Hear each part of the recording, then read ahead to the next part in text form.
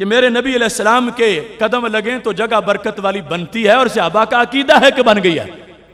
اور وہاں سے برکتیں جا کے وصول کرتے ہیں۔ اس سلسلہ میں یہ صحیح بخاری شریف دیکھ لو، صحیح بخاری شریف، اس کے اندر حدیث نمبر 506 ہے، صفحہ نمبر 133 ہے، وہاں اس مسئلے کی حقیقت لکھی گئی ہے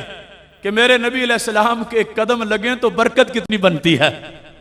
اور اللہ کے فضل سے ٹھنڈی ہوائیں مدینہ شریف کی چل رہی ہیں۔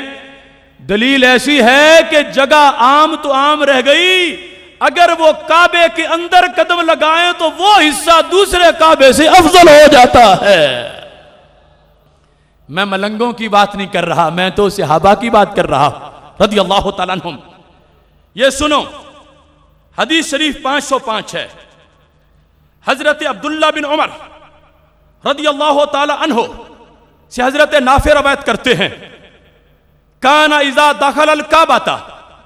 جب وہ کعبہ شریف میں داخل ہوتے تھے، جیسے اب دروازہ اسی جگہ اس وقت بھی تھا، بعد میں ایک بار مرتبہ بدلا لیکن پھر اسی جگہ نصب کر دیا گیا، تو جب کعبہ میں داخل ہوتے تھے مشا قبلہ وجہی، سیدھے چلے جاتے تھے، یعنی دائیں بائیں مڑتے نہیں تھے، داخل ہوتے تھے تو سیدھے چلے جاتے تھے، وجعل الباب قبلہ ظہرہی، اور دروازہ پشت کے پیچھے رکھتے تھے، یعنی جس طرح بندہ داخل ہو تو فرنٹ کو چلا جا، کعبے کے دروازے میں داخل ہو کر سیدھی دیوار کی طرف چلتے تھے اور دروازہ پیچھے ہوتا تھا۔ تو کہتے ہیں قریبا من 3 اذرع صلی،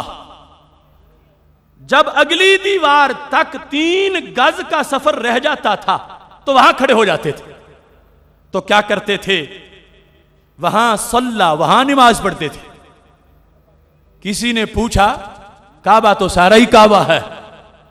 یہ پکی جگہ تم نے منتخب کی ہوئی ہے، نہ آگے جاتے ہو نہ پیچھے جاتے ہو،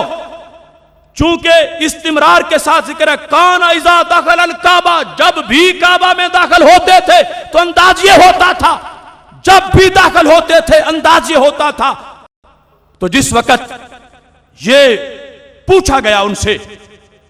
تو خود لکھا ہے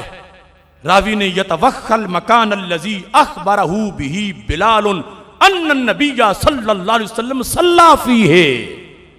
کہ حضرت عبداللہ بن عمر اس جگہ اس لیے نماز پڑھتے تھے کہ حضرت بلال رضی اللہ تعالیٰ عنہ سے انہوں نے پوچھا تھا کہ جب فتح مکہ والے دن نبی علیہ السلام اندر تھے اور دروازہ بند ہو گیا تھا، بلال تم بھی ساتھ تھے، مجھے بتاؤ میرے نبی علیہ السلام نے نفل کہاں پڑھے؟ تو نافع کہتے ہیں بلال نے یہ جگہ معین کی تھی، حضرت بلال رضی اللہ تعالی عنہ نے اس جگہ کو معین فرمایا تھا کہ اس جگہ انہوں نے نفل پڑھے تھے۔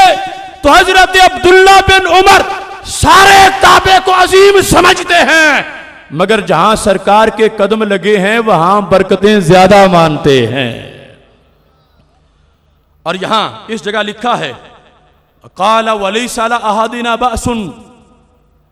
ہم میں سے کوئی کعبے میں جہاں بھی نماز پڑھ لے کوئی حرج نہیں ہے، لیکن حضرت بلال کے کہنے پر انہوں نے وہ جگہ معین کی ہوئی تھی، اس واسطے کی تھی کہ سرکار کے قدم وہاں لگے ہیں۔